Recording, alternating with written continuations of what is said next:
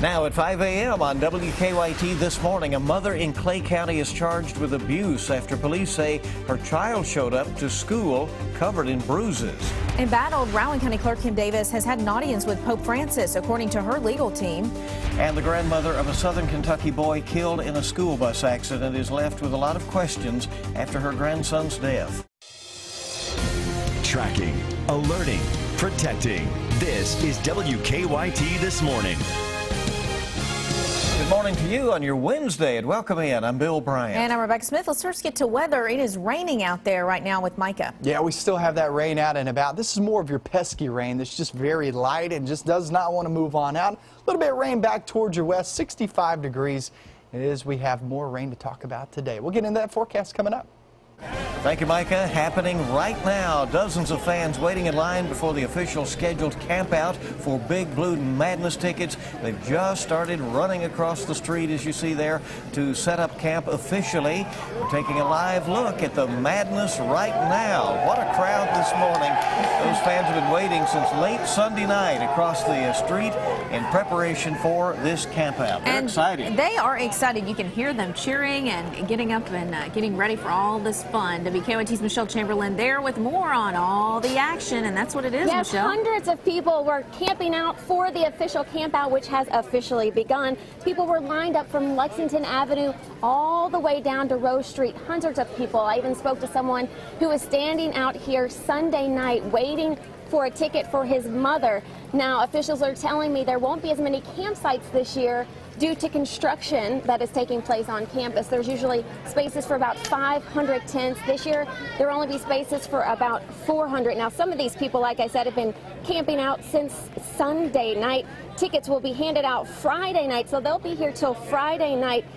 That way, people will get to go to the football game on Saturday. Now, there was kind of an unexpected start. It started about 2 minutes earlier than they anticipated, which was supposed to be at 5 a.m. And you could see it, people running across the street. I saw one guy get trampled. He fell on the ground. People didn't care. They just ran over him to set up their tents. So some of these people who have been waiting since Sunday night may get turned away from a campsite. We'll just have to wait and see, and we'll definitely keep you updated throughout the morning. Live in Lexington, Michelle Chamberlain, WKYT.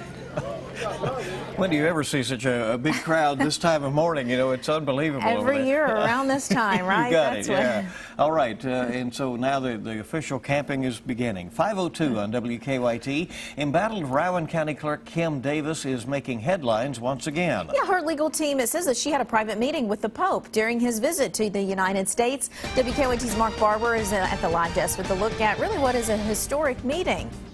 Good morning, Rebecca. And this private meeting was brief. We're told it lasted less than 15 minutes. Kim Davis's attorneys say Pope Francis thanked Davis for her courage and told her to stay strong.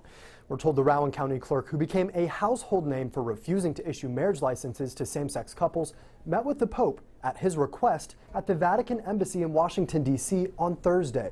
Davis's attorneys tell us she hugged the Pope and they prayed together. We're told the Vatican has a picture of the private meeting and they will release it.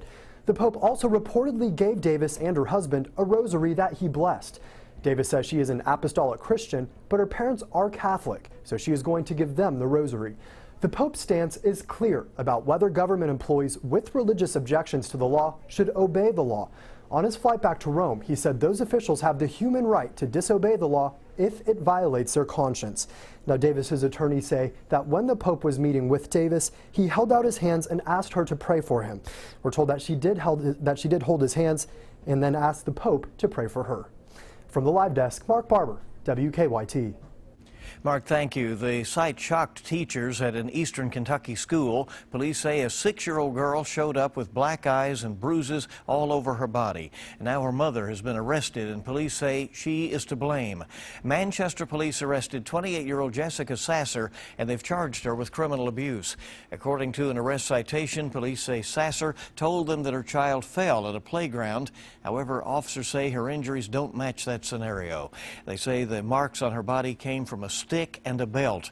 Neighbors at Sasser's apartment complex did not want to speak with WKYT News on camera, but they told us that they have never seen Sasser become violent with her children. Sasser also refused an interview with us yesterday. A Kentucky grandmother says she is left with painful questions after her grandson was hit and killed by a school bus. It happened on Monday afternoon in Butler County. Police say 5-year-old Jaden Hawkins had just gotten off the bus outside his grandma's home when it hit him. Investigators are still trying to figure out exactly what led up to all this. Jaden's grandmother says that she wishes she had one more moment with him. Love him with all my heart. Always will. And he'll always be in my heart. He'll always be in my heart. And that grandmother says that she doesn't understand why the bus driver did not see Jaden before the accident. The Butler County School District has said that the driver, Janine Dockery, had an excellent driving record with them. They say she voluntarily took the day off work yesterday. Kentucky Congressman Ed Whitfield has announced he will not seek a 12th term in office. And now Kentucky's Agriculture Commissioner James Comer has announced he will run to replace Whitfield. That's according to the Associated Press this morning. Whitfield served 20 years in Congress. Whitfield did not give a reason for not seeking another term, but the House Ethics Committee is investigating allegations that Whitfield allowed his wife to lobby his staff on behalf of her employer, the Humane Society. Whitfield has denied the allegations. Police in Laurel County have arrested a man who they say held his pregnant girlfriend against her will for 3 days. The Laurel County Sheriff's Office charged 20-year-old Eric Anderson with unlawful imprisonment, assault, and wanton endangerment. His girlfriend is 31 weeks pregnant. Police say she told them that Anderson beat her up and wouldn't let her leave her home and made her go 3 days without any food. They also say the victim claimed Anderson made threats to punch her stomach and kill her baby if he went to jail. Investigators think wet roads may have caused a deadly crash in Morgan County. It happened on Highway 519 near West Liberty. State police say 18-year-old Noah Cox lost control of his car in a curve and crashed into an SUV. He was rescued, but police say the driver of the SUV, 37-year-old Toby Hunley, later died at the hospital. They say Cox is in critical condition at a hospital in West Virginia. Happening this morning, the 3 candidates for Kentucky governor will be appearing with Matt Jones on Kentucky Sports Radio. Democrat Jack Conway, Republican Matt Bevin, and Independent Drew Curtis will take part in the debate. It will air live on Kentucky Sports Radio. You can also watch the debate live on WKYT.com. Begins at 10 o'clock this morning. Again, 10 to 11 this morning, WKYT.com for that gubernatorial debate. Well, there's quite a surprise for some people in southern Kentucky when they received unexpected fuzzy visitors. At least 2 families in Pulaski County say that they've seen black bears in their yards over the last few days. The sightings were in the area of Highway 1003. While the families may have been surprised, Kentucky Fish and Wildlife says they're not. They say bears are migrating back into areas they once called home. We do things in Kentucky that people who grew up in areas with bears just don't do. They learned at an early age not to leave their barbecue grills outside all the time. They learned not to leave their pet food outside all the time.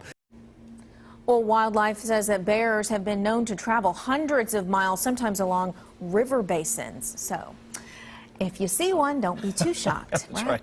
They move along, it sounds like. Yeah. Make sure you take a photo. You got it. 5:08 the time this morning. WKYT this morning, just getting started on your Wednesday, the last day of September. Your pet's toys are going digital. We'll show you how after weather. And a fashion icon is stepping down as the CEO of his company. We'll have more on that coming up in your consumer news. A little bit more rain to go through. It's back toward the west right now, but it's heading our direction. We'll get right into that forecast up next.